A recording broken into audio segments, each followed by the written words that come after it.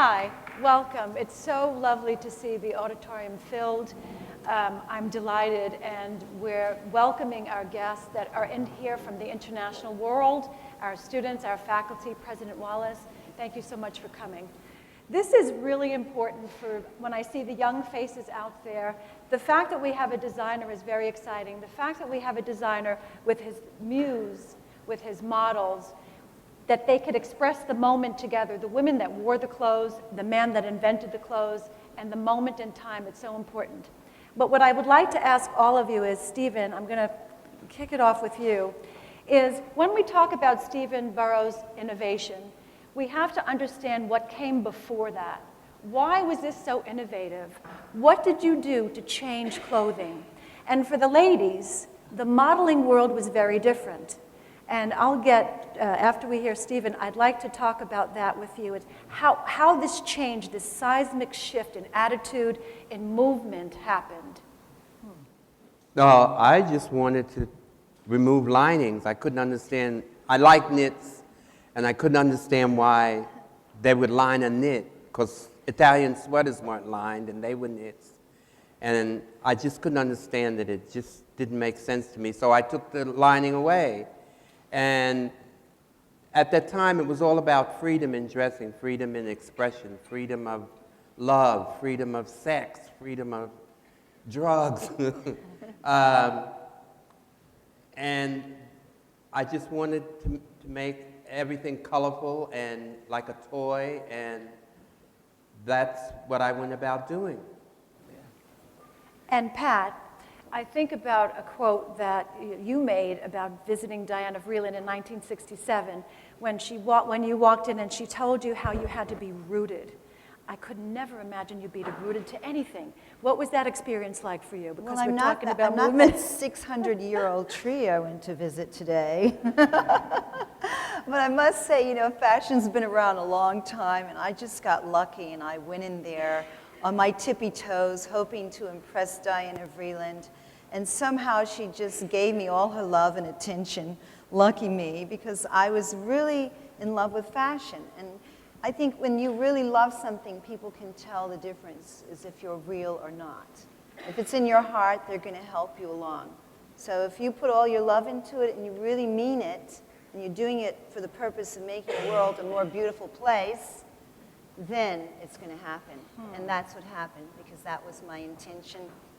And that's how you became the woman who painted the air with clothes. Well, I think Stephen helped me. He gave me the flying carpet of his colorful rainbow world, Stephen Burrows' world. And he dressed me in lettuce and wrapped me in wrap dresses around my waist and gave me every piece of clothing I ever owned in my whole life and made me feel like a queen, a princess. Better than that, he made me feel like I was worthwhile. Dressing up makes you feel worthwhile. No, and he was giving me colors, and I didn't have to wear those linings and that horrible underwear. Yeah, I insisted on no underwear either. But when I met Pat, it was like my sketch walked off the page into my life in reality. It was just like I drew something and it came alive like one touch of Venus. And we've been I've been inspired by her now for 44 years. And his drawings. And now her daughter is inspiring me, because it's like having it over again, the inspiration to design through her daughter now. And it's just an ongoing inspiration. Yeah. Bethann, tell us about your experience in those Stephen Burrows. You know, it's interesting when you asked about the idea that there was innovation, the innovation of what made him come along and be what he was at that time. It was a freedom of time, because things were changing. You know, we all just came off the civil rights movement. Vietnam was happening. There was a whole resistance with the yippies and the hippies to not do things, to resist to things. So without even knowing all those cultures, energies helped to make things happen. And in this particular case, Stephen was with a group. You know, they were a posse. It was called O Boutique, which is the boutique, but it was a group of them. So that's why it was called Stephen Burrows' World, because it was not just him alone. It was others who were with him that inspired him. And in its truth, in meeting someone like Pat, when you understand the illustration of a designer, when there's such that length, that sort of like ability to look like a certain thing, Patricia was that girl, and she was so free to be, because she was long, she was open, she was so really ready to bring her energy into that energy. And she really made the things come alive. So that's what's wonderful for me to have watched it too, because I wasn't with them right when they started, but I knew of each one of them when they did. And then little within the years, I came along and was there. But I was watching from the outside of it. It was a wonderful time for all of us, and it's an early time, it's a different time. You know, we didn't even call it fashion then. It was just the apparel world. It was the garment district. It was, you know, it was really something that was it was a freedom that did exist. Now it's much more calculated, more controlled. You don't have, you know, people who are like godfathers who come along and give money to businesses to start. And Stephen was very blessed because the talent was there. Very blessed. So I think about the story that you walk into Bendel's and you show Geraldine Stutz one Melton coat. She twirls around in the coat and she says to you, okay, I'm going to give you a boutique. Yes, exactly. With one That's coat? exactly what happened. Wow. So you have to tell everybody about that story. Well, I was in a boutique called O Boutique to start off with, and all the stores were coming to me. Bloomingdale's, Saks, Bonwitellas, Bergdorf Goodman. They were all coming to this O Boutique, and they wanted me to do a ready-to-wear line for them, which at the time I wasn't doing, really. We were making everything in the basement of this O Boutique. So when O Boutique closed, because the guy wanted to have an art bazaar who was the backer of this O Boutique, and it was full of art, and the guy thought my clothes were art, and he wanted them to be included in this boutique. Well, the clothes took over the boutique, and he wasn't prepared for the financial drain that making the clothes and producing clothes was making on the store. So it closed, and my friend Joe Schumacher told me I should come see Geraldine Stutz, which is what I did. And I took a few of my samples, which were my clothes, because I was making clothes that were mine. They were mine. My pants, my T-shirts, my, except for the dresses that I made, they were not for me. But I took a few samples to show her. And one of the things she picked up and tried on was a coat that I had just made for myself, actually. And she put it on, and she twirled around in this famous mirror that she was famous for having this mirror where she tried everything on that was bought in the store. And she turned around and she said, I'll give you a boutique on the 3rd floor. When can you start? This was a Friday, and on Monday I started. Yeah. And they had a whole PR set up there that exposed me to the whole country and really made my career start to take off. Well, it seems that you had walking PR with you right here with these ladies beside you. And of course, the PR was you're dressing the movement of the zeitgeist. You responded to the zeitgeist of the music and the dancing and just the evening. Could not wear those kind of clothes anymore. You couldn't wear lined clothes. And the way that people were interacting with each other on the dance floor is very, very different from the 1950s and even the 1960s. So that nightlife was... There was no thong, so you had to not wear anything. The thong hadn't been invented yet, except in Brazil. They almost had them because they wear them as bathing suits.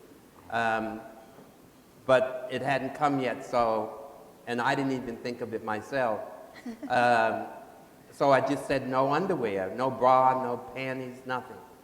But you know what, the reason for that too was, it wasn't so much that he wanted us to not wear underwear, it didn't look well. Right. I mean, with underwear then, of course, even now, there's a certain amount of an edging around it. So when you wear matte jersey, the fabric is matte jersey. He's working mostly in matte jersey. So when it's on the skin and when it's very close to the body, anything that's under it, you'll see as a line. And that's what's distracting. You have to have it as pure as it is. And that's the reason. But he was more like a dancer, you know, and in the winter we would wear dancers' tights. He came out with the tights, you know, so we would wear tights under our mat jersey. Just like leggings. They were like leggings, but nobody wore them, you know, so we had them, and that was the idea, to dress like a dancer, really. You know, Yeah, well, it's all about movement and being free and being able to move and do whatever you wanted in the clothes. It was an expression of freedom.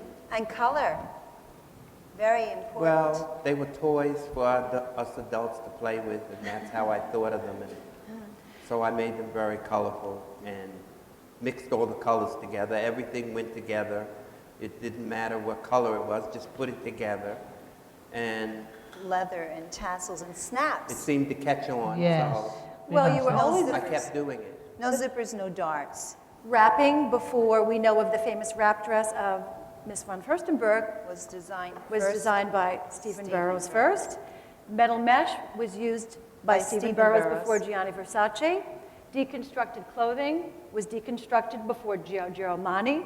He was a designer's inspiration. And Stephen. you And the were, famous lettuce was a mistake which I love to hear. that turned into a signature. The sample hand stretched something she was making for me, and I said, I like that. Make it stretch more, and that turned into lettuce, which became a signature. Which is the ripple of the dress, the edging. There's a wonderful picture of Stephen's rippled lettuce leaf dress in the little black dress book that we have here. His dress was on display, and it's a close-up, and it really shows you how that mistake became just a wonderful detail. Right. Exposed seams is And the just stitches, beautiful. the red seam. And And the the red zigzag stitching. bloodline that ran through everything. I stitched everything with red. I didn't care what color it was. I mean, I'm to this day, I'll stitch any color that's on the machine. And on any color that the fabric is, it doesn't have to match. Oh, well, that's that. So did you always know that, did you grow up and just say, I want to be a fashion designer? No, I was determined to be an art teacher. Yeah. That makes sense. Doesn't that make sense? Till after the first year of college, I had to pick a major, and I always loved drawing dresses that I thought my dance partners, because I was in love with the mambo in high school, and we would go to this club in New York City called And mambo is Ladies. salsa today. Yeah, well. And I would sketch dresses that I wanted my partners to wear, who I danced with, my play sister. I would sketch dresses for her to wear, but we never made them anything. It was just what I thought that they would be great to dance in. And that was a trip through the school to see all the different departments to decide what major I would take. And in the economics department, there was a room full of mannequins. And I just thought, well, I liked the drawings, but I didn't like copying like an illustrator was copying a dress that was there. I thought it would be interesting to try and do it where I thought of the dress. So I switched schools, and here we are today. When you talk about copying, it reminds me of what Eleanor Lambert was trying to do, and that was bring the American designers from out of the back of the room into the front. American designers were always accused of copying the French. So, Well, they did. No, They well, did they before did. you. They did. You didn't. You didn't. No, but no, we were known for, wow. they Good. did No, copy that- a lot of it, because Orbax was very big on that. They did a great job of it at a reasonable price. Yeah. But they were all lined, and They were the old-fashioned. only They were- Italian Who's- sweaters They were old-fashioned. I just were want, unlined. yeah, I want to ask a question. Who, I mean, the European designers always thought of American designers as just fashion, just as sportswear designers. Who was considered that we copied? Well, I mean, American designers. When you said yes, they did, who? I'm just curious. Sorry to interrupt. Dior. They copied Dior. So you would say someone like Norman Norell copied Dior. Yes, they all To a, copied the masters. to a certain Madame extent, Gray. yes. They were Chanel. inspired by him. Yeah, you would say. And they were inspired even by Pierre Cardin. Well, Pierre Cardin, he claims that strongly. a lot of the department stores also had licensing from Dior to sell the copies. And that was a big cycle. There wasn't this kind of American innovation. And I'm going to Eleanor Lambert to kind of lead up to Versailles, which we want to get to Well, she and championed discuss. American fashion. She championed American sportswear, which was something that was not really done in Europe. Yes. And she was the innovator of the Cody Award, which eventually led to the CFDA. And Stephen Burrows was the first Black American, African American to get a Cody, of 3 Cody Awards that he got, which is really... Yay. I love it, yay. Yeah, we were there too. We were there, yeah. So here we are with this incredible PR opportunity to have American designers show with French designers. And Eleanor Lambert pulls together 5 designers. Yeah. You're one of them. Yes. The others you'll tell us about and what that was experience. Well, When the you others first were- heard about this, what did you say? What were you thinking? Well, it was a benefit for the theater at the Palace of Versailles to restore and raise money for the restoration of the palace, the theater at the Palace of Marie Antoinette, Versailles. yeah. So it was just a benefit to me that we were going to do a charity event.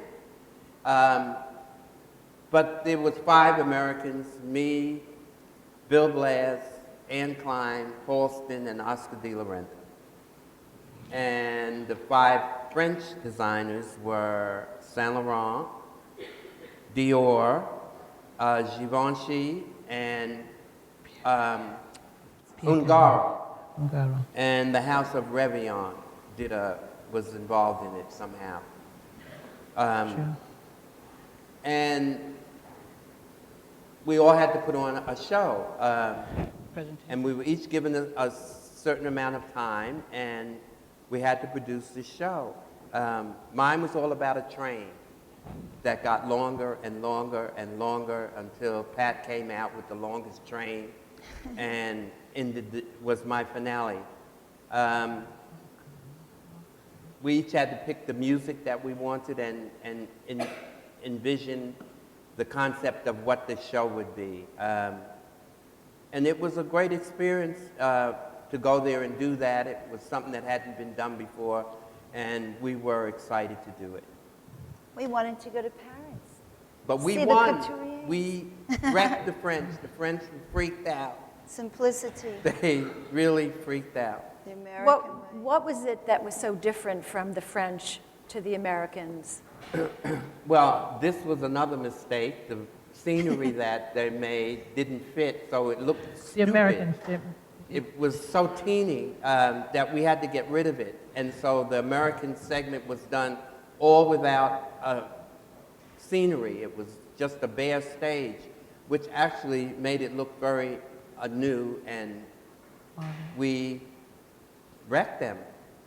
That's all I can say. Improvisation. They ended up throwing their programs in the air and screaming the French. It was really a exciting moment. Yeah, what the purpose of the Versailles was actually, Eleanor Lambert represented most of the designers that she had suggested, and she wanted to really bring the American designers into Europe. What it was really to be a benefit. Putting the 5 American and 5 French designers together was a benefit to benefit the Versailles, the palace, but it was the particular theater. But what wound up happening, as the months went by and everybody was very supportive of us in America, that they were going to come and support us, it turned into, by the French's press, it turned into something that became like a battle, where all of a sudden it wasn't a congenial, let's all work together and do something nice. The French started to put down the Americans. And they start to say in their press, how dare they come over here, even think that they're nowhere near the brilliance of us. And the American designers, as we continued to get ready to select the girls, to bring people around, the American designers began to, it became like a situation where we began to lose support in America. So all the American editors and all that were going to come over and support us, they became afraid for us. We go over, we begin to do our rehearsals. The Europeans were not supportive. We're there in the same palace. We didn't get food. We didn't get toilet paper. The girls didn't have no, well, they didn't know where to go. It was freezing. freezing. It's an old building. It's not heated. So we're there rehearsing for hours and hours. And in that space of time, it began to change the spirit of it. It became competition. It was supposed to be just a benefit. And competitively, the American designers, as much as they fought amongst each other for different reasons, you know, like it can be, what was wonderful experience for me, working as I was an assistant to Stephen, and I was also a model in the show, was to see how once, no matter how difficult it is, Americans stick together in the end. They fought amongst each other, talking behind each other's backs. Why has that one got the music longer? That one rehearsed longer than this. They had so many complaints. But in the end of the Not day... me, though. Not No, he wasn't doing any I of wasn't that. part of the fighting. Yeah, well, he's very He's a gentle. peacemaker. He's a gentle person. But at the end of the day, it winds up being that, yes, we went on. We had a very simple show where the Europeans thought America, Ed Sullivan's show, oh, it's going to be competitive. That's what the Americans are going to do. They're going to come here with lots of things. Well, we'll show them. And they had everything from this Crazy Horse Saloon. They had Josephine Baker, Nureyev. They had Rockets. horses. They had rockets. No, they didn't. No, they didn't. But they had so much entertainment that it became like a variety show. All we had was Liza Minnelli, the And model, some lighting. the dancers, and the music. And the they've clothes. and the clothes. And they never, ever used music. This is the first time they've ever heard American music. music. But music with Fashion any show. show. That was never done. So that was the first time they ever experienced that. Plus, they never saw as many girls of color that was existing. And then it was on top of it, the models moved with the dancers. It was a beautiful orchestrated show by Kate Thompson. And Liza opened it like American in Paris, like her father had done years before. And we really did it in such a simple way. They sat in the audience shocked at how we went on first, but we knew we had won just by their response. And we was nervous as heck, right? Well, Bethann, I think you stole the show because when she went out there and pronounced "Here I am" with the feather bone in her hair Yeah, I did. like I was this, looking very- like a bug out of heaven. I was scared. She was That's so why. colorful and We so were- oh, different you were from scared. everybody. So I didn't was- Halston say that he was counting on you? Yeah, That's yeah, not too much pressure from No, Halston, that was huh? very true because every time we do the rehearsal, I didn't, you know, because I was really an assistant and I wasn't so much the model. So every time we'd go out to do the rehearsal, I couldn't come with what that thing that I normally could do. I couldn't. And Tulsa was like, come on, Bethann, we're And counting I on you said, now. Bethann, get out there now. That's right. And she went flying out It on the was, stage. it was a great fear. It was a nervous, it was a big thing. I mean, there were Princess Grace, there were people with jewels and Nureyev. crowns on their head. It was really a big thing. So even though it was something so simple to us when we went, we all were happy to be going to Paris, it was a huge historical thing that we, little by little, we walked away from it once it was over, knowing that we had won. And because it won in such a way that they invited us at the end to this wonderful gala. All the girls were blooming and beautiful. And Givenchy was influenced, Yves Saint Laurent was influenced. And at the end of the day, we came back home, and days later, it was all forgotten. It was just a beautiful, Till now. tough experience until 2-3 years ago. Like school. The 40th anniversary. Yeah. It was So our fashion school. Till 40 years later. I think when you say it wasn't that big a deal, I think contextually when you think about this, it was really showing that New York was becoming the city of influence, is that each decade has spheres of influence, and the 60s was in London, and the 50s was certainly Paris, the 70s was New York, and Stephen was very representative of this New York and the clothes and Well, the dancing. It made the fashion world notice that we had a voice. This is what Eleanor Lambert wanted. She wanted that America could be recognized as a Powerful. factor in a fashion, world fashion. So how did your modeling career change after Versailles, or did it? Not, for me, no. I mean, really, I think for maybe the other girls in some way it did, because I always had a full-time job. I modeled, but I worked for Stephen as a designer. I ran the design room of his company. It was, for me, it didn't. I mean, it did in my head, it did in my spirit, because like Patricia said, when I walked out, I always call her Patricia. Nobody else does, but Patricia. But when I walked out, yes, it's true. You know, it's almost like I came gangster, and the people just went crazy, you know, and the paragrams went up in the air. That did so much for us, you know, because that was the beginning of us know, yes, you know, that was a great thing for us. You know, we came back feeling victorious. Like a rainbow. We were like a rainbow landing on Paris. And the fact of it is that it's what's happened now as we move on through the life. It's what goes on more, and you continue. You have this history behind you that makes you much more than just simply the person people look at. You know what you've done. You know what you've conquered. You know what you've seen. And that's why it's so important for places like this to know that there are designers that started things that no one ever gets credit for. A lot of times people create things that no one ever knows was the original of it. And in that case, we started to sort of like toot the horn of Stephen Burrows so much, but it need be said because there were things that he's done that no one has ever done before. And it was just a freedom of expression, not tagging. And he was one who never looked at magazines. Everybody else, designers, look, or go to fashion shows or look at other people's shows. He stayed like this. He stayed focused. So it's wonderful to know all that history and have it still. With all this success, but you've definitely met challenges. I mean, the trajectory of a fashion designer's life is difficult enough, let alone being an African-American designer and model. And some of the difficulties that you faced, I read something about Chester Weinberg, and when you did a show for Chester Weinberg, how the audience, you said, got rowdy. I can't understand that. Well, they began to talk. I want to tell you something. Just to you, you've done so much research. It's amazing that you know so. No, this is really important because people really are oftentimes more clueless, and they read on the internet and they get it all wrong because the internet said. The fact of it is, it's wonderful you know all of this. Thank you. Yes, it's the history of something like that. When I walked out, people say, well, was it because of your color? I could never say that. I know it was because I was different.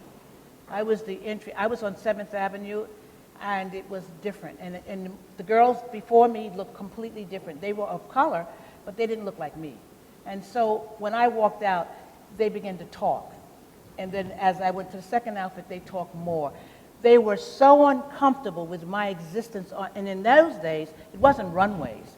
In those days, it was An aisle down. showroom. And you held a number. And you held the number, and you walked out, and it was quiet. There was no There was music. no music. So you basically walked out into an audience of buyers. There were no bloggers and no people who were just curious. And it was not fashion. That word that makes me nauseous, pardon the expression. You're Wasn't in school, that's public. fashion. It was You know what I'm fashion saying? with a capital I F. mean, you know what I mean? It's fashion. Everybody thinks they're in fashion. Even if they saw a button on a shirt, they think they're in fashion. They're not. Or they're a musician. The point of it really is that it was something that really back then it was just the apparel business. And competitively, it was simple. And people sold. So the people in the audience was just some editors maybe, buyers. That's who they were talking to. Buyers with a few editors. And I really was something that they had never seen before on that side of the street. That was 7th Avenue. Chester Weinberg was like, he was like Bill Blass. Mm-hmm. So the fact of it is, that was a huge, that he thought I was beautiful. They didn't think so. They were stunned. I mean, I was short, little, dark, girl with, big eyes. I looked like a little boy. And I mean, they were like, what the heck is this? So it's interesting when you have all experienced like people you looked at along the way, and you may have seen someone and you said, she's a model? You know that expression or that feeling? Or, perfect example, Alec Wegg. She came along at one point, and everybody said, well, I don't think she's that beautiful. And some people said, I think she's beautiful. The controversy, that's the same thing. I was controversial. I was the beginning of a wave. It was different. More girls that were before me were girls who looked more alluring, colored. I call them colored girls, a little different. Lighter skin, different hair. Cafe. Exactly. And Pat Pat, Evans. you were so Pat appalled by the situation that you said you were going to leave the United States and not return until I put a black woman on the cover of Vogue. Is that true? Yeah, it's true because, I'd seen so many examples of beautiful girls like Naomi Sims and Danielle Luna, which you have to look them up because they were really goddesses. They were so beautiful and so dark. They looked like jewelry walking into the room. They were brilliant. They were shiny. And they weren't giving the chance in their own country. You know, maybe you saw Naomi in Vogue America and Danielle Luna. I mean, these girls had to leave the country to be recognized as beautiful because, you know, in America it wasn't accepted. It was either black or white. And, you know, then there were other people coming along, you know. It was, like, important to recognize what we had, the jewels we had. And I just thought it was absurd. We're artists. The palette is multicolored palette, and I didn't see any reaction in the right way. You know, I just want to correct something. Just what Pat was saying, in general, it was true, but Naomi Sims was the first dark girl on the cover of Life magazine, and she was the beginning of change. She was part of what we call Black is Beautiful. That became a slogan with young white advertising industry who was trying their best to find something, and they pulled that slogan off the civil rights movement because they were trying to change things. Naomi came along at that time, and truthfully, she would begin to usher a different vibe. Someone like Danielle Luna, who I was just saying to we were her, talking about I was her. just saying how Pat was always a fan. I was never a fan.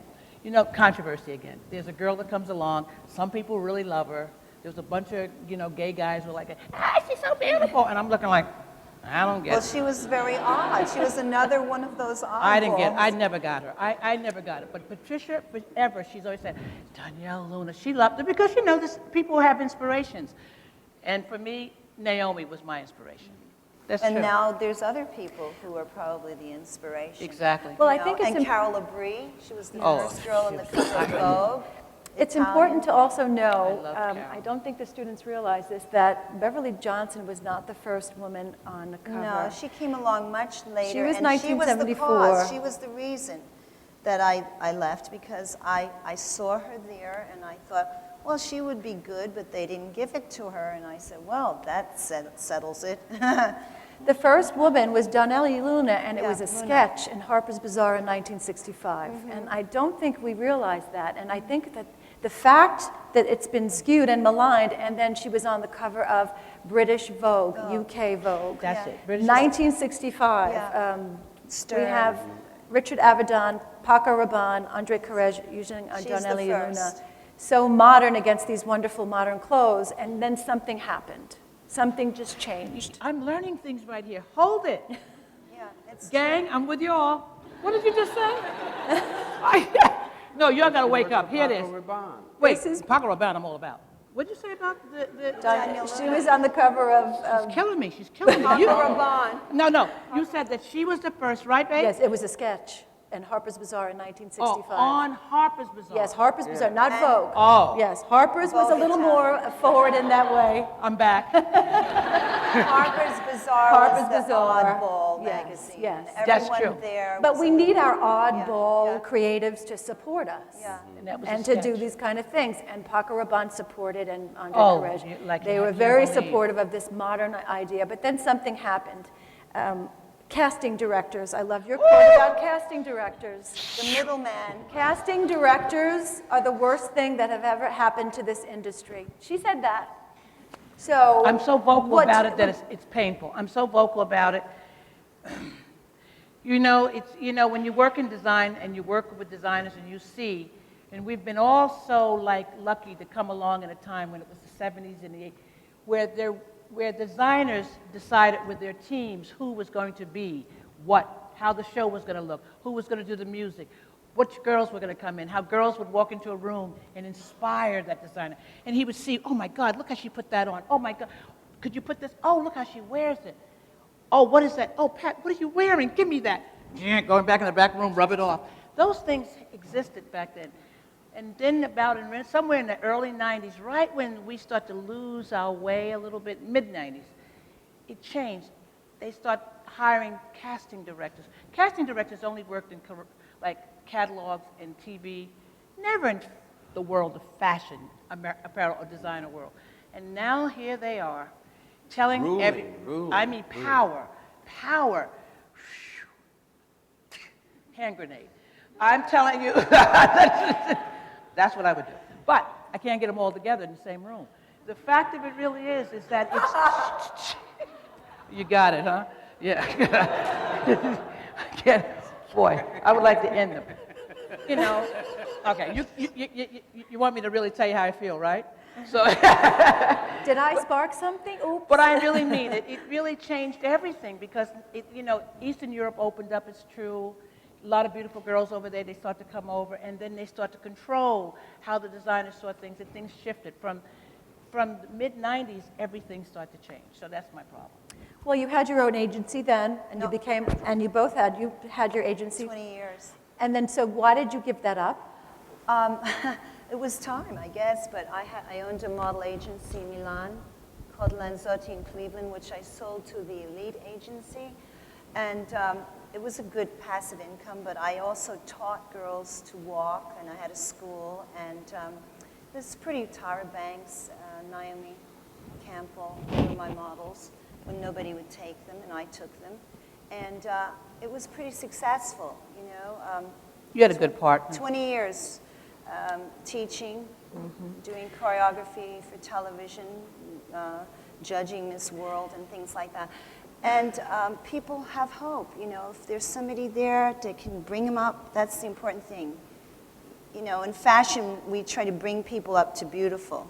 We just take these raw things, and like Stephen dressed me up, I was very raw, and you take a girl, you dress her, and you train her, and you bring her into something where she can go and live her life beautifully. That's basically what that's all about. And your movement, Pat, is just so beautiful. The butterfly, that sense of fun that was on the runway, that models had, that's changed now. And is that because style.com and the internet has made images flat? When did the joy go out of the runway? Well, I think what happens is if you are connected with the original seed of what fashion is about, which is the designer, you have a better chance of understanding what style is about. But if you're just there for the money, it's not going to work. Because that's not what it's about. Modeling is about translating the designer's wishes onto the public and onto the world. But there was a time that could happen. See, it could happen in your time.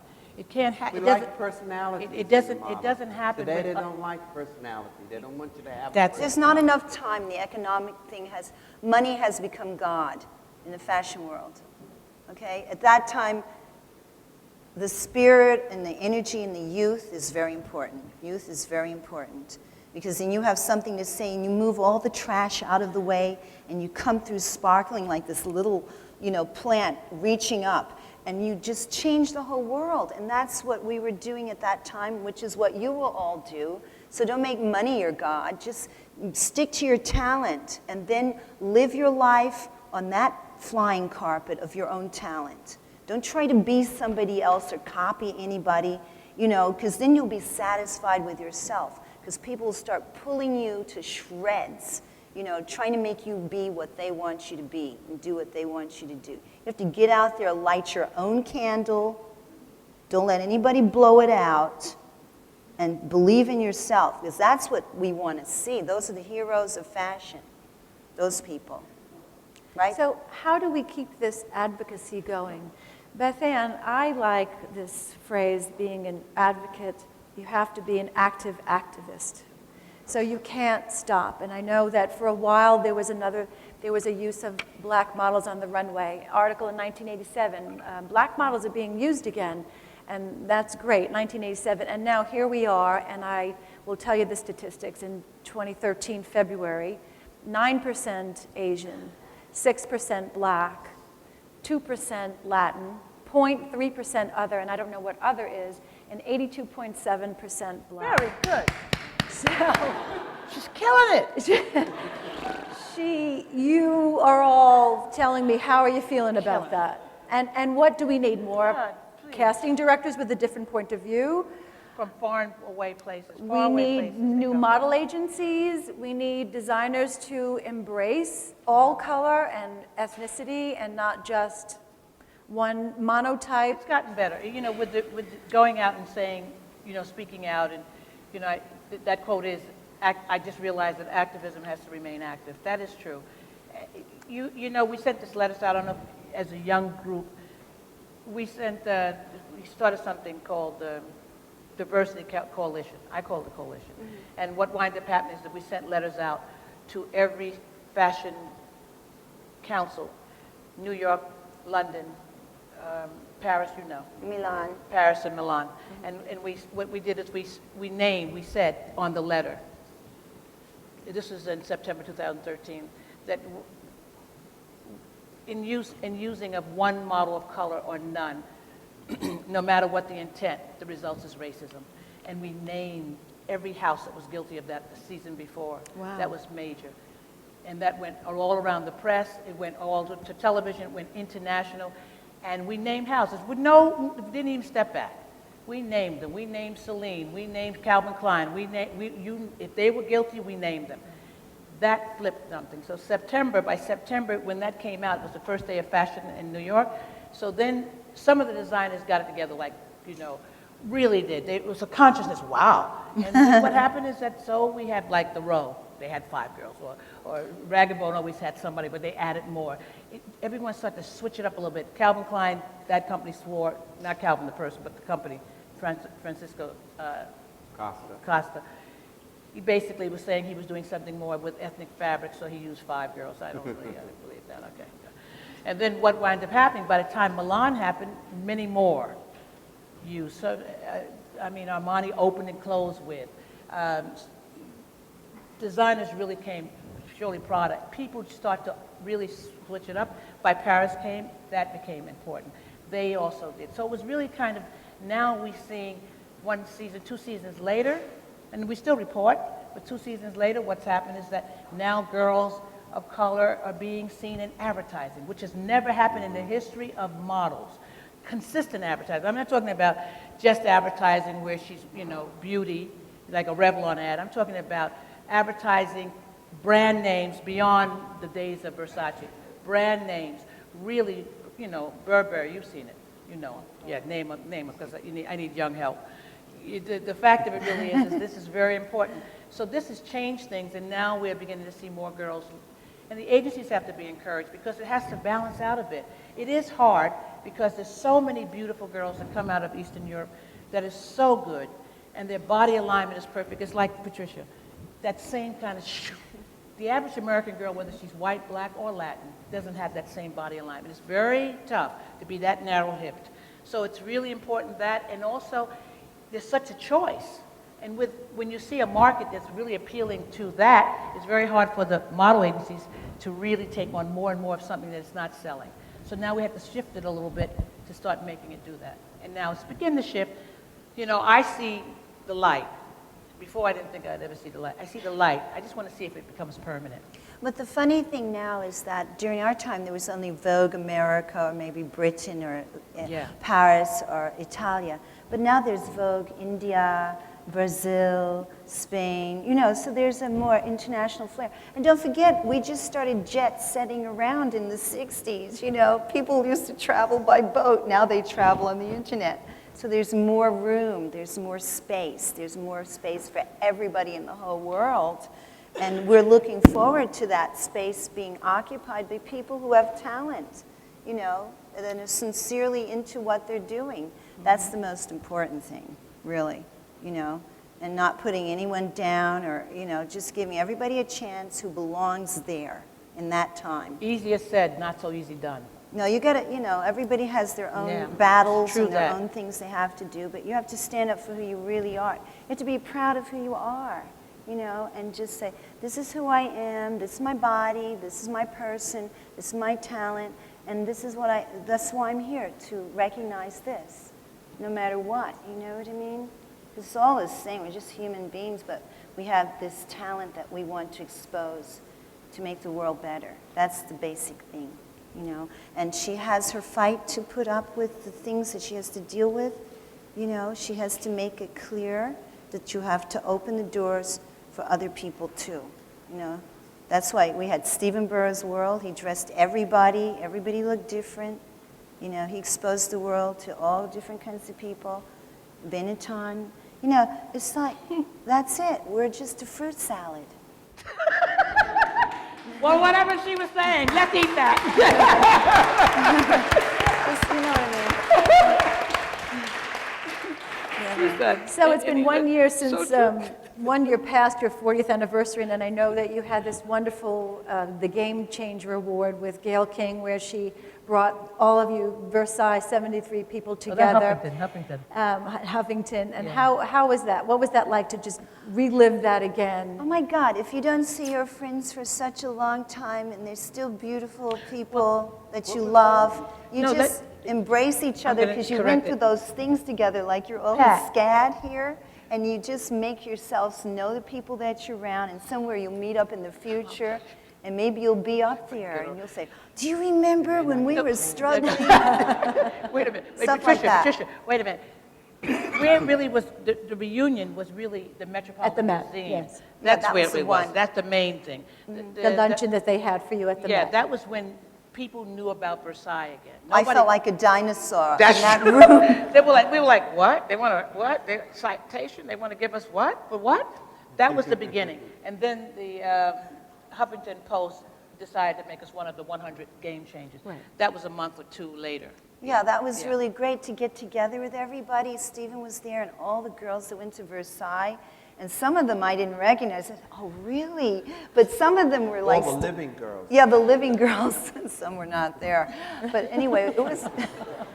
or not there. But some of them... Where are you going? Come, it's over here. And so it was nice to see, you know, like a class reunion in a way. I mean, who gets to do that? Go to Versailles, the mirrored hallway, and walk down there with Stephen and Halston and Givenchy and Nureyev and Josephine Baker. You know, these historic people, you read about them in books and suddenly, bam, they're up in your face and they say, would you walk with me? And, oh, yes, surely. Ooh, They had ooh. It's like, oh my God, you're just shaking all over, you know what I mean? So it's a really nerve-wracking experience to get back together with your friends because you have so much to talk about. Yeah. And, you know, you have big-time experiences in fashion world. And it was 40 years later. Yeah. Yeah, a but long time. that moment to have that too. But then even beyond, then someone finds out about it in a newspaper article because it was all over the press that night on television, then in a newspaper article. And this woman wants to now do a documentary on it. So then it made more to talk about. And then we had to start remembering things. You remembered more, you remembered less, I remember barely anything. So it was really, you were good. We were all good because She remembers everything.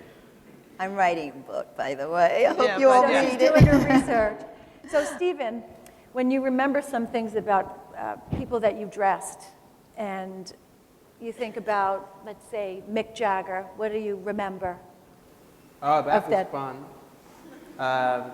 He was interesting, quiet guy, but it was fun to work with him.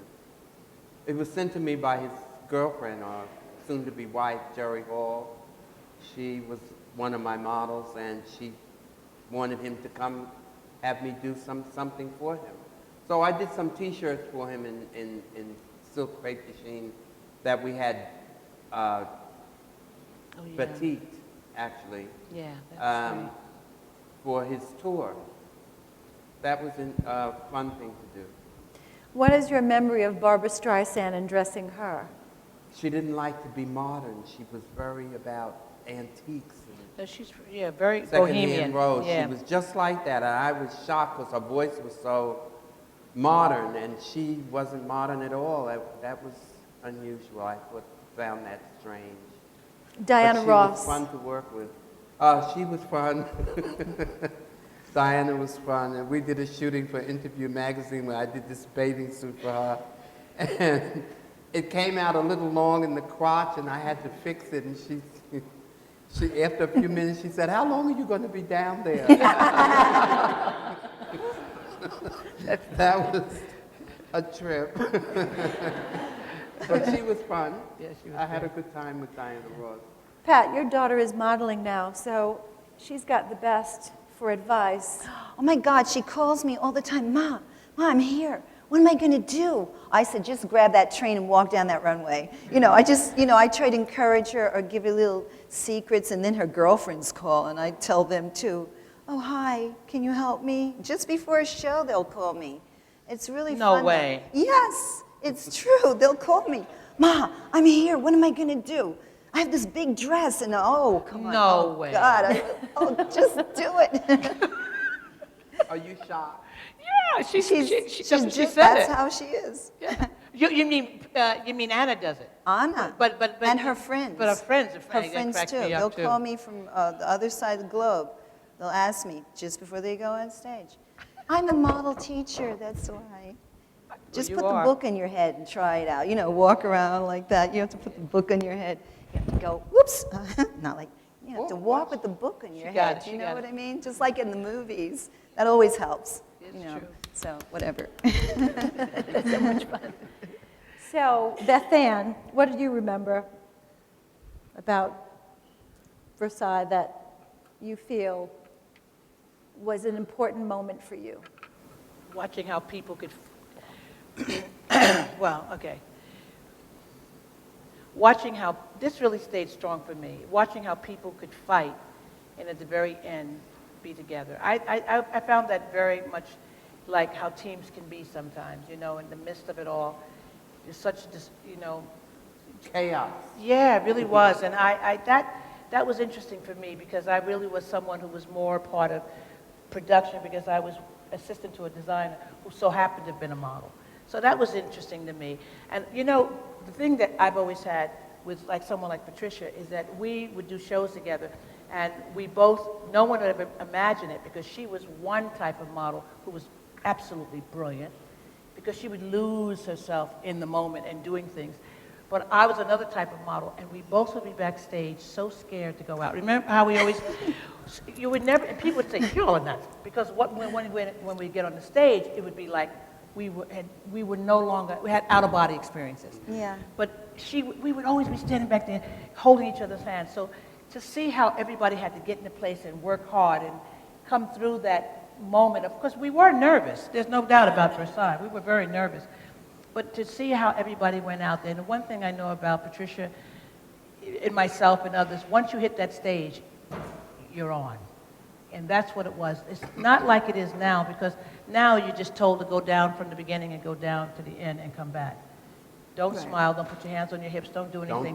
Don't I do call it the anything. clap, Just clap, walk. to the end. And they don't clap anymore, they just walk now. just walk. And they just basically just don't do that. They counted on us. So we really had to come with it, and the freedom to do it was brilliant in a way, because that's where the artistry comes out. And that's what every does girl on had a different personality, which was why you used them. and Because that, they brought something different to the table. That's very interesting. Personality is important, and I like to take this trajectory. And now you have a group of young people that are designers, not all fashion, and I'm sure there's mixed disciplines in here. So I want each of you to impart something, some words of advice for them. Stephen, I want you to go. Well, just to follow your dream. If you have a dream, stick to it and work on it as much as you can, and just don't be deterred from what your dream is. I didn't have the bug to be a designer till I went through that class that I told you about. Then I got bitten by the fashion bug. And so I was making clothes for myself because I couldn't find anything in the store that I liked. And it didn't matter who wore them. It was a pair of pants and a top. Didn't matter, a girl wore it, a boy wore it. It's just the dresses that. Then I couldn't see boys in the dresses except for a tunic maybe. But today, boys wear dresses. It's all inclusive. And how about being aware of their time? I mean, you were so aware of your time. I use the word zeitgeist. You were so in it. You understood it. You responded to it. Successful designers respond to their time. They give their age what it needs. Oh, well, I never thought of it that way. It was just, I just wanted to see a certain thing on the page that I was sketching. That's all I cared about. I didn't care about anything else. And Mambo. And the music. There was a big part of the design process for me was the music. And of course, Latin music was the main Inspirational. thing. Yeah. Of course, it's so interpretive. It was a big influence on me and the work that I did. Bethann, advice for our young students. I have more harder things to say. You know, dreams are nice. That's great.